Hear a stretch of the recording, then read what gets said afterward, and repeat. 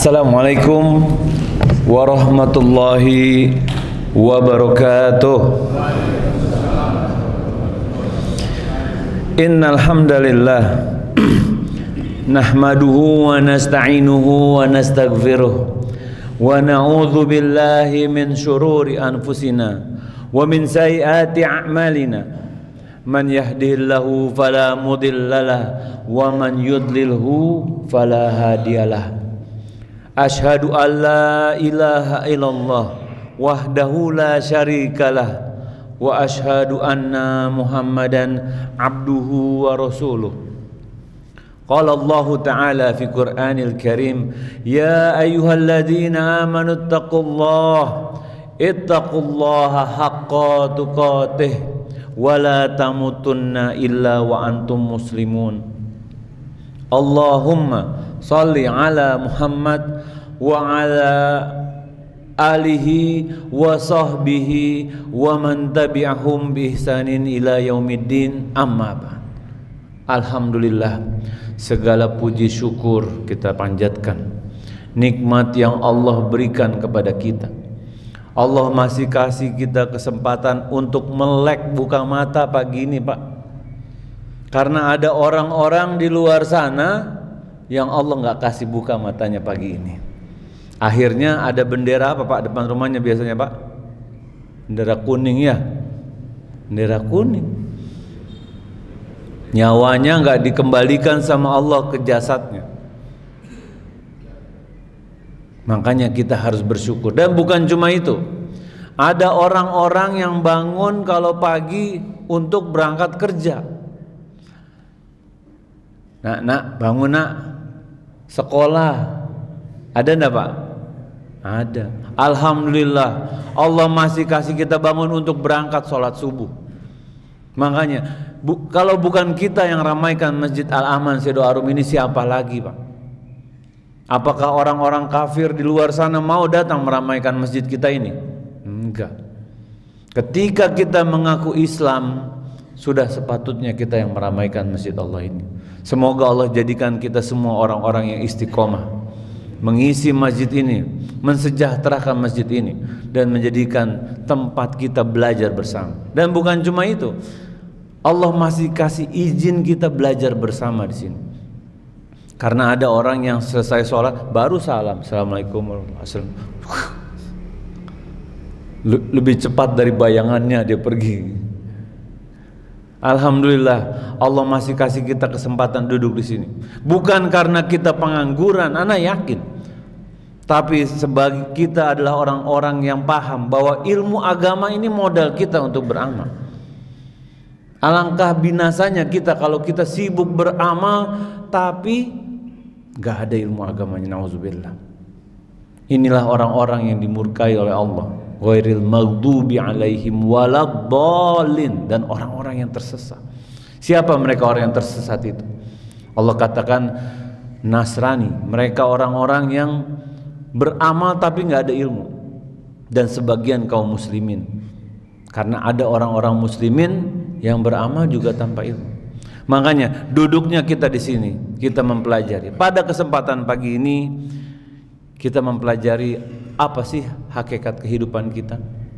Tapi sebelumnya izinkan ana bertanya, Pak, waktu kecil cita-citanya jadi apa, Pak? Apa dulu cita-citanya? Hah? Tentara? Nggak ada cita-citanya? Masya Allah. Coba Bapak, apa cita-citanya dulu? Polisi. Masya Allah. Udah mulai ada jawaban nih. Bapak, maaf Pak, cita-citanya dulu jadi apa, Pak? Kecil? Camat. Masya Allah, ada yang mau jadi camat. Iya kan? Kalau cita-cita kita ini biasanya polisi, ya, tentara, ada presiden dulu juga ada cita-cita jadi presiden kan, dokter. Kalau cita-cita zaman sekarang, Pak, ya Allah, coba, nah, mau cita-cita besar jadi apa? Iya, kamu, nah, kamu cita-cita jadi apa? Kadang anak-anak zaman sekarang Pak, cita-citanya jadi influencer, jadi YouTuber, jadi sultan ada Bang. Cita-citanya jadi sultan. Bukan sultan ini, sultan yang kaya-kaya itu. Nah, dan kita ingin mempelajari apakah hidup kita ini buat mengejar cita-cita. Dan semoga di kajian ini bisa menjawab apa tujuan hidup kita, apa hakikat kehidupan kita yang sesungguhnya. Karena gini, kalau hidup hanya untuk mengejar cita-cita, katakanlah jadi dokter, memangnya kalau sudah jadi dokter nggak ngapa-ngapain? Enggak. Setelah jadi dokter apa Pak? Pagi mesti praktek ya kan di rumah sakit, sore pulang buka klinik, kadang malam jaga malam, tiap hari dikerjakan sama dia. Ada yang berdagang, cita-citanya jadi pengusaha, bangun pagi berangkat ke toko, iya kan, jualan, besok pagi begitu lagi, terus-terusan setiap hari. Itu yang dikerjakan. Tiap hari tergulung dengan kesibukan rutinitas. Bangun, kerja, makan, pulang, ketemu istri, ketemu anak, tidur, pagi, besok bangun lagi, begitu lagi. Apakah kita cuma buat lahir, sekolah, kerja, punya istri, punya anak, pensiun, mati? Apakah hidup kita hakikatnya hanya untuk itu? Maaf, bahkan ada yang mengatakan sama Anda begini, Ustadz, kalau hidup kita cuma buat seperti itu ya Ustadz ya, apa bedanya kita sama hewan ternak Ustadz? Ustadz lihat kerbaunya Pak Tani, apa yang dia kerjakan? Pagi ngebajak sawah dia, siang makan, sore pulang ketemu sama anak istrinya, malam tidur, besok pagi begitu lagi. Maaf, bahkan kadang lebih buruk daripada hewan ternak, karena ada sebagian manusia yang jauh lebih mengejar hawa nafsunya. Lalu apa hakikat kehidupan kita? Kalau kita ingin tahu apa hakikat kehidupan kita, Allah Subhanahu wa ta'ala telah kasih bocoran buat kita. Allah telah tetapkan kurang lebih dari 1400 tahun yang lalu. Allah jelaskan apakah hakikat kehidupan kita.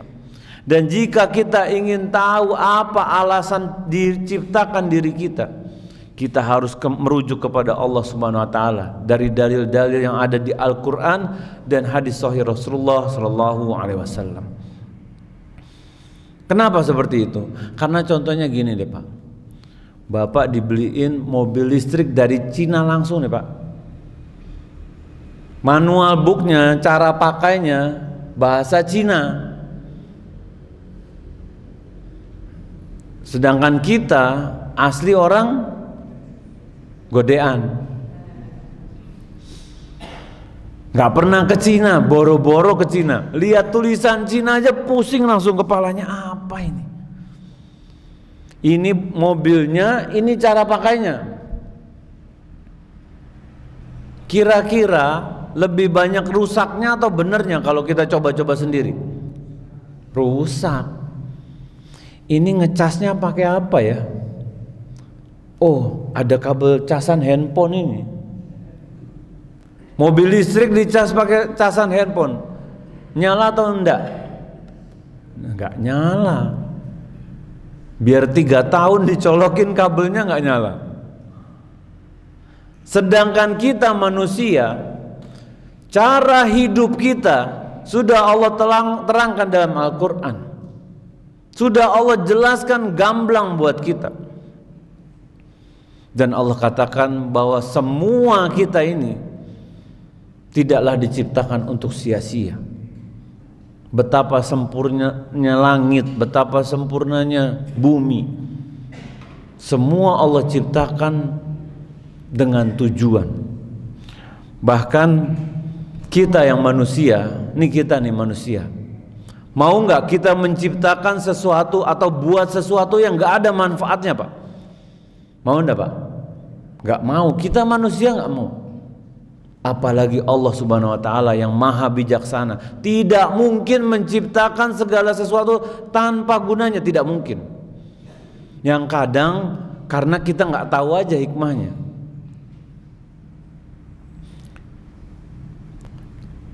Oleh karena itu, kita sebagai makhluk diciptakan oleh Allah Subhanahu wa Ta'ala bukan untuk perkara sia-sia. Allah tantang kita dengan kalimat retorik dalam surat Al-Mu'minun ayat 115. Allah katakan, afahasibtum annama khalaqnakum abatha wa annakum ilaina la turja'un. Apakah kalian mengira, kita nih manusia mengira, bahwa kita diciptakan cuma buat main-main oleh Allah, bahwa kita semua tidak akan kembali kepada Allah Subhanahu wa Ta'ala? Allah tantang kita tuh. Dan bukan cuma di satu ayat, di ayat lain di surat Al-Qiyamah ayat 36 Allah katakan, ayahsabul insanu ayyutraka sudah. Apakah manusia kita semua ini mengira bahwa kita hidup di sini tanpa dimintakan pertanggungjawaban? Akan ada yauma yaqumun nasu lirabbil alamin, akan ada kita hari berdiri di hadapan Allah Subhanahu wa Ta'ala, dimintakan semua pertanggungjawaban atas kelakuan kita di dunia ini. Alangkah ruginya kalau kita nggak sadar, alangkah ruginya kalau kita telat sadar. Oleh karena itu, pada kesempatan yang penuh keberkahan ini di Jumat pagi ini, Masya Allah, kita mempelajari apa hakikat kehidupan kita sesungguhnya di muka bumi ini. Sesungguhnya Allah katakan dalam surat Az-Zariyat ayat 56, Allah katakan, wa ma khalaqtul jinna wal ins illa liya'budun. Tidaklah kuciptakan jin dan manusia kecuali untuk beribadah kepada Allah Subhanahu wa Ta'ala. Ulama tafsir Al-Imam As-Sa'di rahimahullah, beliau mengatakan, ini adalah tujuan atau alasan kenapa semua manusia diciptakan, kenapa semua kitab suci diturunkan, kenapa semua rasul diturunkan, agar menunjukkan manusia bagaimana cara beribadah kepada Allah Subhanahu wa Ta'ala. Dan tujuan itu, ketika tujuan kita adalah ibadah kepada Allah, tentu kita harus mengenalnya. Kita harus mampu mencintai Allah Subhanahu wa Ta'ala. Karena kesempurnaan ibadah seseorang tergantung bagaimana dia mengenal Allah Subhanahu wa Ta'ala. Semakin kita mengenal Allah, semakin sempurna ibadah kita. Contoh-contoh ya Pak ya. Nih, misalnya nih, Bapak ketemu orang di Malioboro, ya, bapak-bapak rapi pakai jas. Pak, permisi Pak, Bapak ada uang enggak? 500.000 kata dia. Aku mau pinjem kata dia. Ini nggak kenal nih Pak, nggak kenal sama sekali, tiba-tiba datang mau pinjem uang. Ini orang pertama, sebut aja si A. Orang kedua si B, Bapak tahu nih tonggo dekat rumah, tiap hari ke masjid, istrinya kalau masak lebih dianterin ke rumah, anak-anaknya penghafal Al-Quran, baiknya orang, kalau kerja bakti paling depan, pulang paling depan apa belakang? Belakang. Suatu hari dia ngetok rumah Bapak. Pak, permisi Pak, ana nih sebenarnya nggak enak ngomongnya. Ibu di kampung lagi sakit, mau pulang nggak ada ongkos sana ini. Ana pinjam 1 juta ya, si B minjemnya 1 juta Pak. Ada si A dan si B. Si A minjem 500.000, si B minjemnya 1 juta Pak. Mana yang dipinjamkan? Ada yang angkat tangan nggak? Ini ada hadiahnya nih dari panitia nih. Silakan. Yang 1 juta lebih banyak loh Pak, 2 kali loh ini. Kenapa alasannya 1 juta ini? Karena kenal ya. Karena kenal, hadiah buat jenengannya insyaallah. Karena kenal Pak. Begitu juga ketika kita mengenal Allah Subhanahu wa taala. Semakin kita kenal sama Allah Subhanahu wa taala, semakin patuh kita dengan syariatnya. Enggak pilih-pilih. Semua yang diperintahkan berusaha semaksimal mungkin kita kerjakan, dan semua larangannya kita jauhi karena kita kenal sama Allah Subhanahu wa taala. Kadang ini yang jadi masalah. Level kenalnya kita sama Allah. Yang menggerakkan kita untuk hadir di sini karena kita kenal dengan Allah Subhanahu wa taala.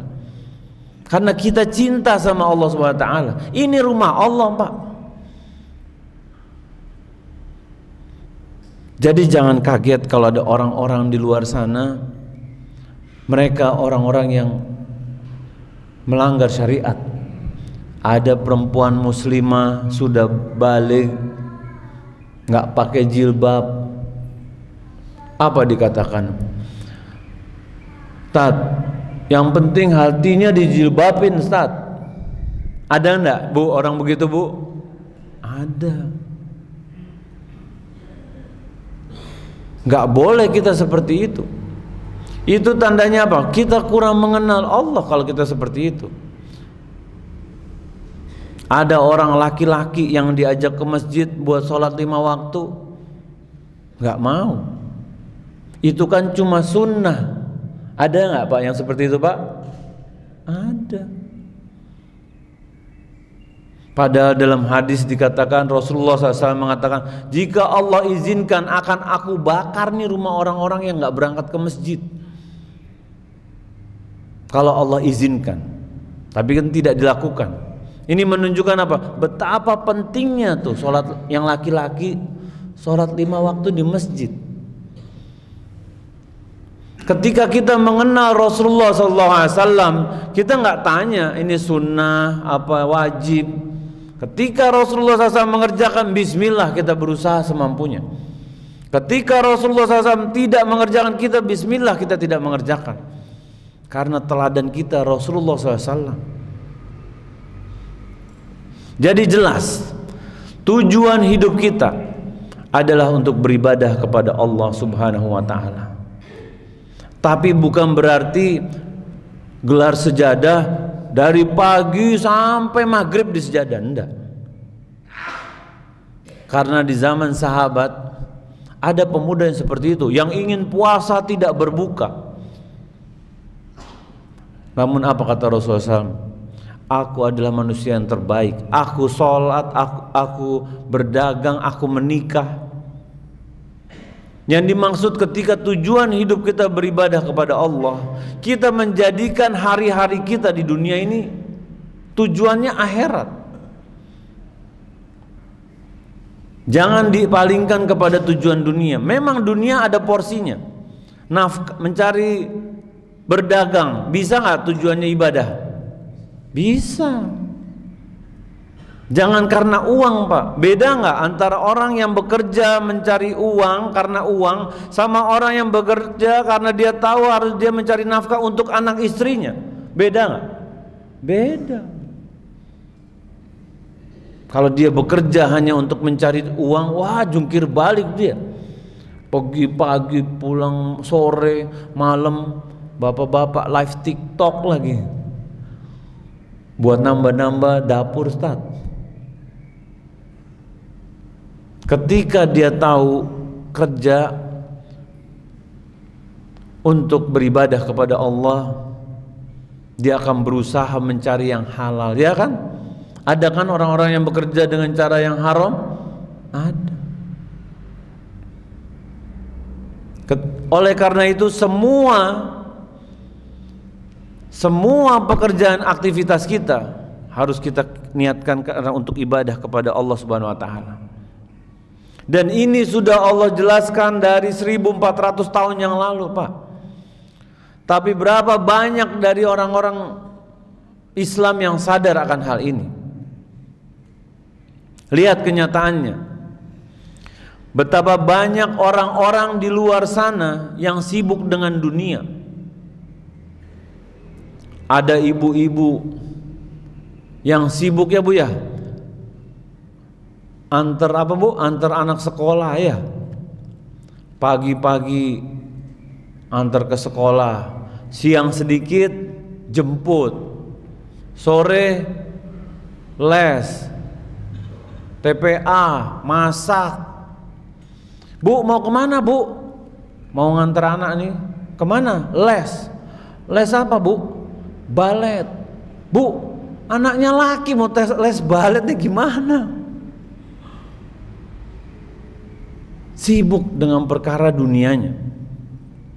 Ada bapak-bapak yang sibuk hari-harinya, pagi kerja sampai lembur-lembur, alasannya banyak kebutuhan. Ini hanya kebutuhan atau banyak kemauan. Akhirnya apa? Jadi lalai ibadah kepada Allah Subhanahu wa taala. Diajak kajian begini Jumat pagi nggak sempet, mesti kulaan dulu nih Ustaz, ke pasar. Dikira yang duduk begini pengangguran, enggak. Ana tahu di antara kalian adalah orang-orang yang paham bahwa ilmu agama ini penting buat kita. Ini yang akan menjadi bekal kita untuk pulang ke akhirat nanti. Bukan uang di ATM. Semua harta kita akan kita tinggalkan. Di saat kita mati, di detik itu pula itu uang jadi warisan. Kita sibuk mati-matian mencari hal-hal yang gak kita bawa mati. Ada yang di kain kafannya mau dikasih kantong Pak, masukin ATM, gak ada gunanya udah. Padahal rezeki ini ya, atau uang atau materi sudah Allah tetapkan, sudah Allah takdirkan. Ketika janin usia 4 bulan atau 120 hari, Allah kirim malaikat. Allah perintahkan menuliskan ajalnya, menuliskan rezekinya, menuliskan dia bahagia atau sengsara nanti di akhir. Allah katakan dalam surat Hud ayat 6, wa ma min dabatin fil ardi illa 'alallahi rizquha. Semua yang melata di muka bumi sudah Allah tetapkan rezekinya. Kita kan melata ya Pak ya, 2 kaki, ada hewan yang 4 kaki, ada yang dengan perutnya. Semua sudah Allah tetapkan. Sudah Allah tetapkan rezekinya. Orang sibuk mati-matian. Mungkin kalau di Jogja nggak begitu berasa Pak. Kalau di Jakarta lebih parah. Mengejar dunia. Padahal amal soleh yang kita penting, yang kita perlukan, yang mampu mengantar kita ke surga. Sementara surga tidak ada jaminan bagi kita. Termasuk yang bicara nih. Ada WA dari langit kasih tahu, Pak selamat Anda masuk surga. Ada enggak? Hati-hati dibajak kayaknya tuh HP-nya. Enggak ada Pak. Enggak ada kepastian kita masuk surga. Kita harus lebih peduli bagaimana kita pulang nanti. Karena apa? Penyesalan datangnya duluan apa belakangan? Belakangan. Apa yang duluan Pak? Hah? Pendaftaran yang duluan. Penyesalan datangnya belakangan. Di akhir hayat kita tuh, ketika rambut udah mulai putih, mata sudah mulai pakai yang plus bukan minus lagi. Ini kok tulisannya perasaan kemarin besar kok sekarang kecil. Mendengar juga sekarang udah lompat-lompat. Satu kalimat yang dengar cuma 3 kata. Baru kita sadari betapa banyak kesia-siaan yang kita kerjakan dalam harian kita. Tergulung dengan rutinitas, dengan kesibukan duniawi, mengejar dunia tanpa disadari ajal terus mendekat nih. Bisa aja bapak duluan ya, ana belakangan. Bisa loh, ya kan? Atau ana belakangan, bapak duluan. Sama aja ya Pak ya. Ustadznya nggak mau duluan. Apakah ajal pakai antrian? Enggak. Apakah ajal itu mesti sakit dulu? Enggak. Ada petinju pagi-pagi udah meninggal ketabrak bis. Iya kan? Ada yang dirawat di rumah sakit 5 tahun Pak, enggak meninggal. Ada yang enggak pernah sakit meninggal tuh. Anak kecil meninggal.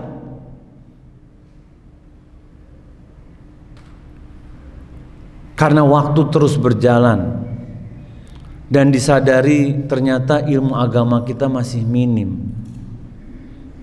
Boro-boro punya hafalan Al-Quran Pak, baca Al-Quran aja masih bingung.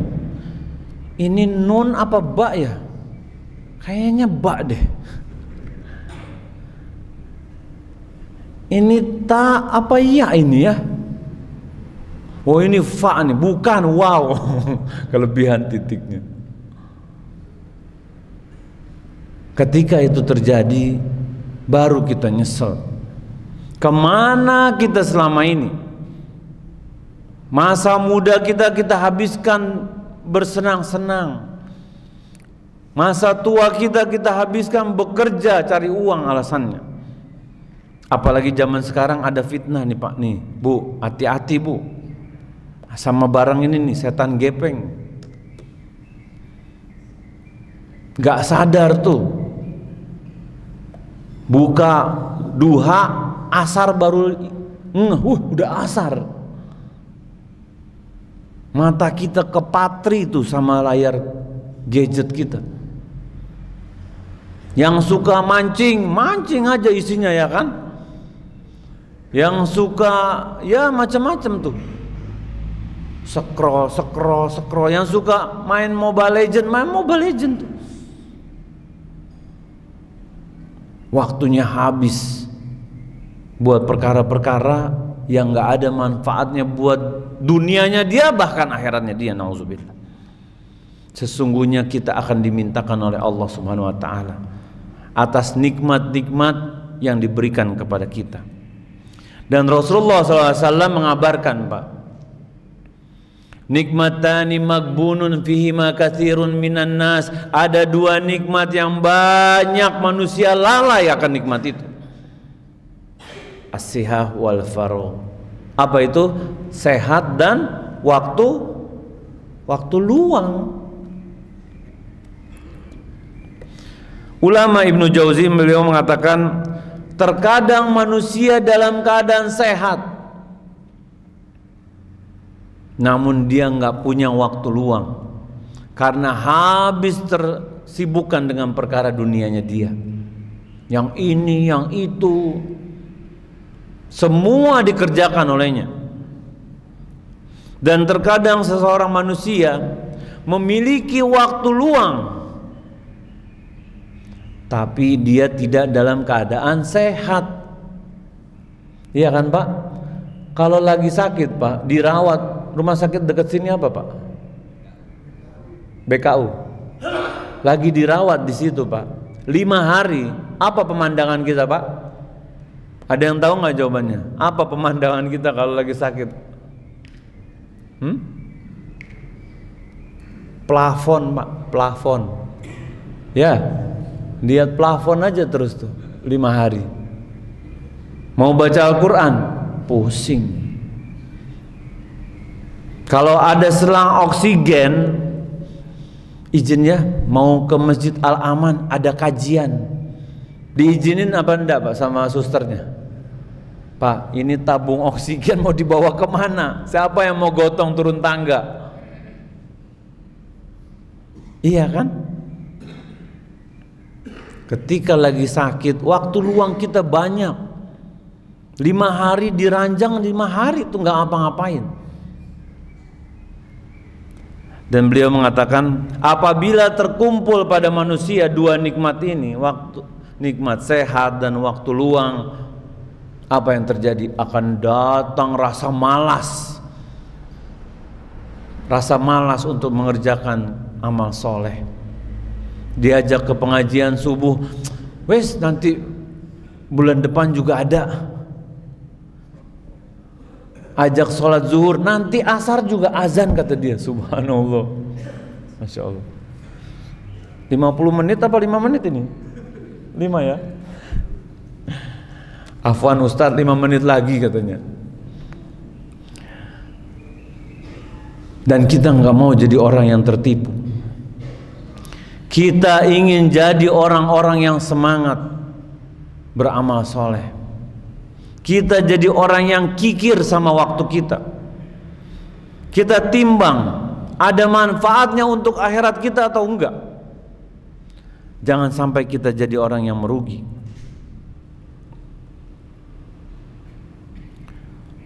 Karena ketika dia meninggalkan rasa syukur kepada Allah, ketika Allah kasih nikmat sehat dan waktu luang, harusnya kita bersyukur kan?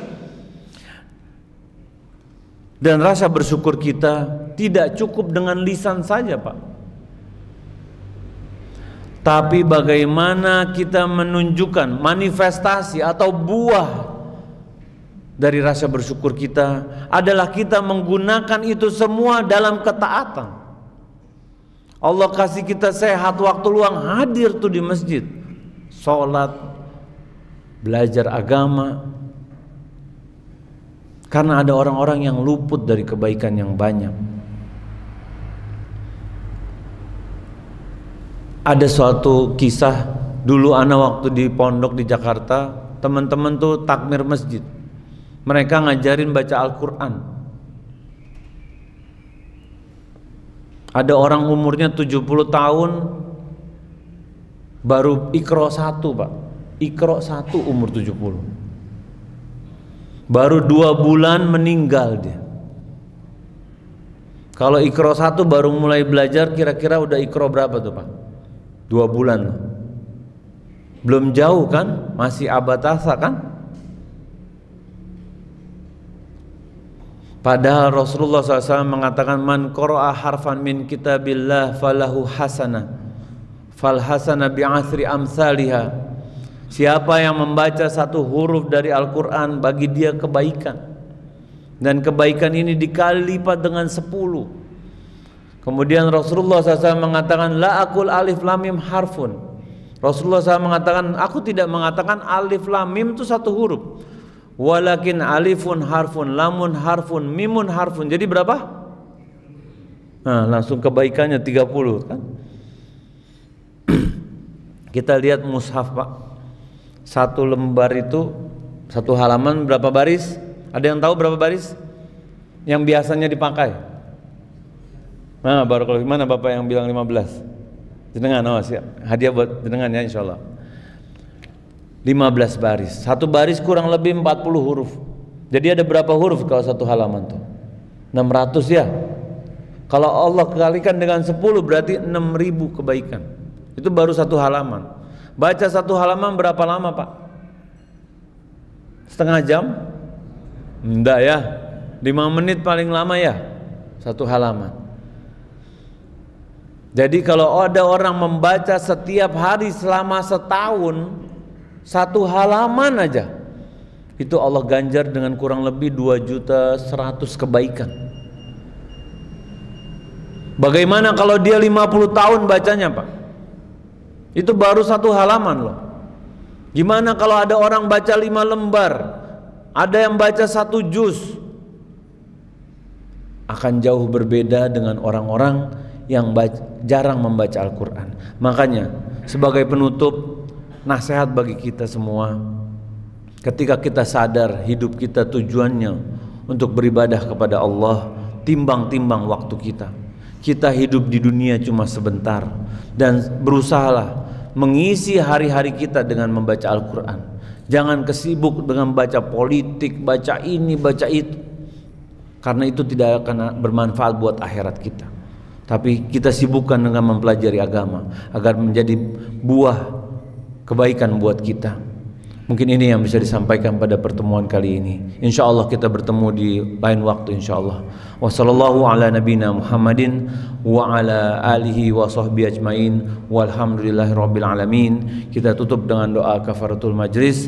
Subhanakallah wa bihamdika asyhadu an la ilaha illa anta astaghfiruka wa atubu ilaik. Assalamualaikum warahmatullahi wabarakatuh.